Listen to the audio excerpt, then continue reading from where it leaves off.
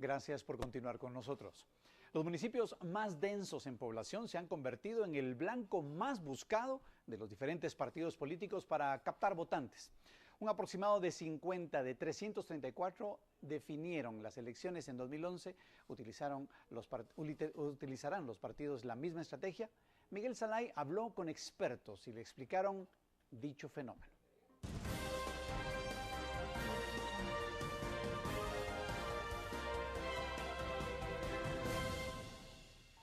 La política guatemalteca está supeditada a distintos intereses que no permiten que ninguna de las ofertas electorales sea legítima, aseguran analistas.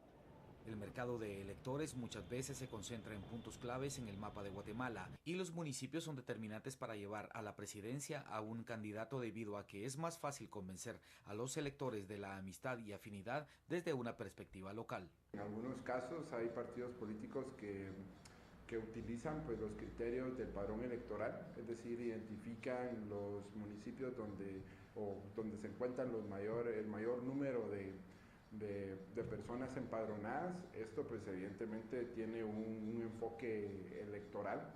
En las elecciones pasadas alrededor de 50 municipios aglutinaban casi el 50% del total de empadronados. Pero no son municipios cualquiera. Dentro de los más codiciados para los partidos políticos no solo deben ser los más poblados, sino saber de antemano que cuentan con el apoyo de un caudillo que les permita aglutinar la mayor cantidad de votos a partir de la simpatía que sienten por la figura de un aspirante a la alcaldía o por el amigo del pueblo. Ese es el voto más seguro y más emotivo, asegura un experto en estudios de mercado. El voto más emocional es el del alcalde, seguido del presidente. Y el diputado no tanto, porque los diputados a veces, primero no han nacido en el departamento y otras veces visitan por primera vez el departamento cuando quieren ser diputados. Entonces en ese no hay tanta emotividad, pero en el de alcalde es el más emotivo de los votos. Tanto así que una estrategia inteligente puede hacer que los alcaldes pongan presidente.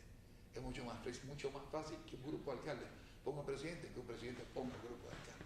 Para otro analista, el uso de cualquier estrategia de campaña es legítimo. Sin embargo, habla sobre la importancia que jugarán los más de 2 millones de guatemaltecos mayores de edad y que no se han empadronado, y de los movimientos ilegítimos para ganar una alcaldía, entre ellos el acarreo de votantes. Lo que está mal es el acarreo, el abuso que se hace en mentirle al Tribunal Supremo Electoral sobre las residencias electorales, porque eso se llama fraude, aquí y en cualquier parte del mundo. Entonces, si hay una alteración dolosa, una alteración de declaraciones de personas que no son de ese municipio, que dicen que sí viven ahí solo para votar por un alcalde, lo que representa es que ese padrón electoral está viciado y ese alcalde entonces ganó por fraude. Otros puntos estratégicos dentro de la pugna entre candidatos a alcaldes es sin duda puntos fronterizos que son de suma importancia para controlar el paso de droga, personas y armas por esos lugares. Especialmente a nivel local, el interés por tener el control de parte no solo de partidos políticos, sino de algunos sectores o grupos relacionados con actividades ilícitas, pues se manifiesta y se hace evidente en el proceso electoral. Esto se evidencia en algunos casos a través de postulaciones directas, es decir, alguno de los miembros de estas organizaciones se postula directamente como candidato o en otros de los casos pues utilizan la plataforma de dar financiamiento a los candidatos. Ello con el afán de cobrar los favores una vez el candidato haya llegado al poder, agrega Sanabria. De esta cuenta que la importancia de los candidatos al poder local es sumamente importante, no solo para los presidenciales, sino para el crimen organizado. Por una Guatemala en paz, Miguel Salay y José Orellana. En otras noticias, el Magisterio Departamental de Suchitepeques anunció para mañana una movilización nacional en la capital. 2 plantones tienen planificados, el primero frente a la Corte de Constitucionalidad y el segundo frente al Congreso de la República. Será la primera marcha por parte del Magisterio en el nuevo año. Las peticiones van enfocadas al salario mínimo y el costo de la canasta básica. Ya que nos viene a marcar o a indicar un salario de 1.500 quetzales, ¿verdad? Es cierto de que hay comunidades, hay familias que están en pobreza y pobreza extrema y que necesitan un empleo, pero que tampoco eso sea para poderse aprovechar de nuestros hermanos guatemaltecos. Solicitarán a los magistrados de la Corte de Constitucionalidad no favorecer a los empresarios. De que nosotros vemos claramente de que la Corte de Constitucionalidad no está haciendo una legislación equitativa, ya que prácticamente pues se ve clara la inclinación hacia los empresarios y no realmente hacia la clase trabajadora. García también agrega que el Congreso no se ha pronunciado sobre la baja del combustible y que eso también obliga a que existan cambios en los productos de la canasta básica. En la baja de los combustibles también se debe de tomar en consideración la baja en realidad lo que es en sí la canasta básica. Por una Guatemala en paz, Cristian Soto, Noticiero Guatevisión.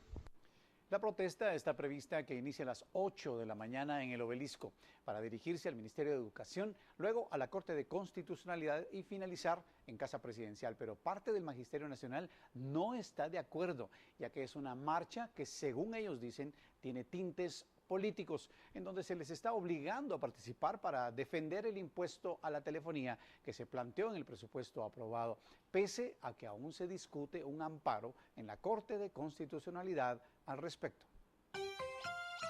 Lo que no nos gusta, que ellos están coaccionando a los maestros y maestras.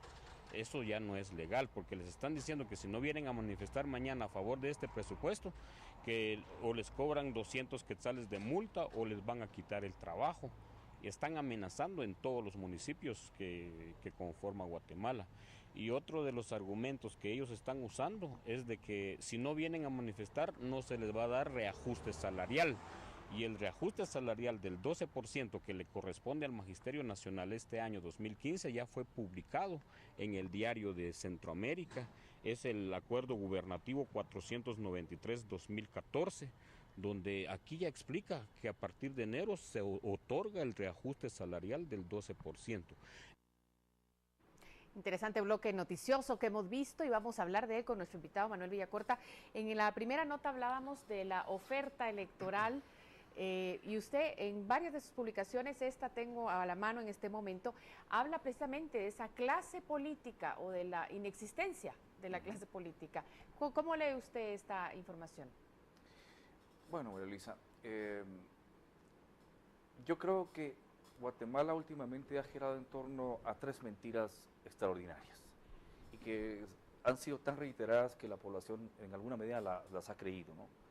Pero que afortunadamente ya están siendo cuestionadas. Por ejemplo, se dice que la democracia en Guatemala tiene tantos problemas en razón a que es una democracia muy joven.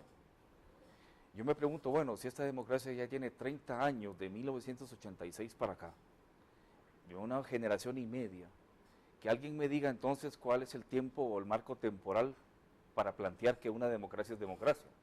Ya tenemos 30 años. Los chilenos tienen más o menos el mismo tiempo y los argentinos y han logrado consolidar sus democracias en las transiciones que hicieron. Nuestra democracia, nuestra transición fracasó, eso es evidente. El desmontaje del aparato militar se hizo y se hizo bien, inclusive en muchas ocasiones con la voluntad propia de los propios militares que dijeron ya no queremos gobernar y que se regresaron a sus cuarteles. El proceso de liberación social en donde la sociedad perdió el miedo a empezar a salir a las calles de nuevo, a manifestarse, a organizarse en asociaciones, en partidos políticos, en comités cívicos, también se cumplió y por eso pudimos llegar a las elecciones. Y se dieron las elecciones fundacionales, aquellas elecciones de 1985, en donde es electo Vinicio Cereza como el primer presidente de la transición democrática. Pero faltó algo que no se hizo bien, María Luisa y Emilio, y es el tema del pacto de las élites. Había que hacer un pacto de las élites, entre las élites más poderosas de este país, y hay que decirlo sin temores, los grandes empresarios, por el peso que tienen, y la clase política. Es decir, ¿a dónde vamos a llevar este país? Pero no habían transcurrido 6 años cuando ya empieza el primer intento de golpe de Estado, rompimiento constitucional, que nos debió haber llamado a la conciencia para ver qué estaba pasando con esa democracia que ya venía por mal camino. Luego se dice, por ejemplo, que el multipartidismo que vivimos en Guatemala es una expresión de democracia. Eso es mentira. De 1986 a la fecha han surgido y desaparecido, y ahí están los datos en el Tribunal Supremo Electoral, 85 partidos políticos. No son partidos políticos, son partidos electoreros. Entonces, deberíamos tener un proyecto, un sistema político regulado de 3 a 5 partidos y no más que eso. Pocos, pero buenos. Y finalmente, cuando se habla, por ejemplo, que la población es ignorante. Eso es un tema importantísimo. Y que a la población se le convence con regalarle pelotas, gorras o bicicletas. Eso pasó, yo creo que ya no va a ocurrir. Eso ya no va a ocurrir.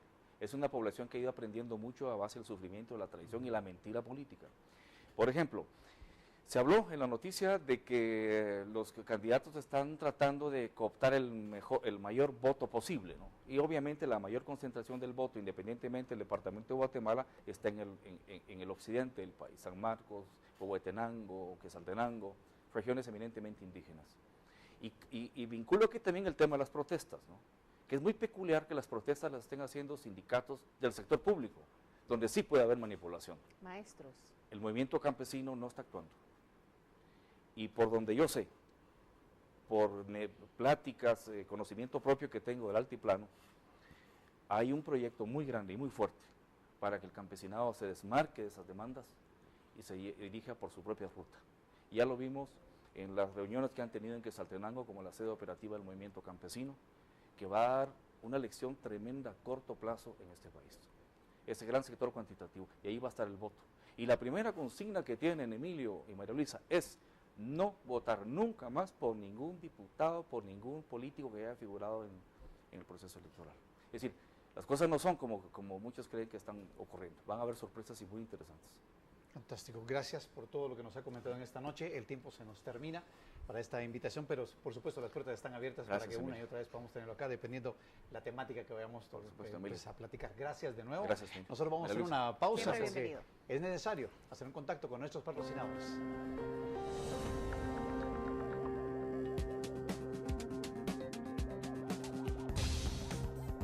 Tras 9 días de permanecer cerradas, carnicerías reabren sus puertas. Conflicto por la carne de res parece llegar a su fin.